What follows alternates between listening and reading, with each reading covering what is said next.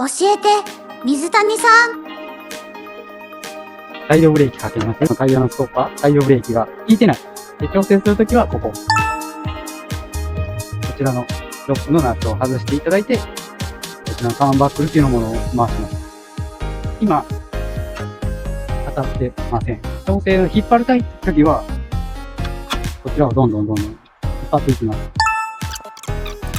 で、ある程度締めたらまた確認していただいて、ロックしていただいて、ちゃんと引くところまで回していただいて、あとはちゃんとナットをまた再度ロック。この時もワイヤー回っていってしまうので、ロックする際も固定してあげた方がやりやすいです。なおかつ、こっちは逆ネジ、回す方向が逆なんで、反対に回しながら締めていってロックになります。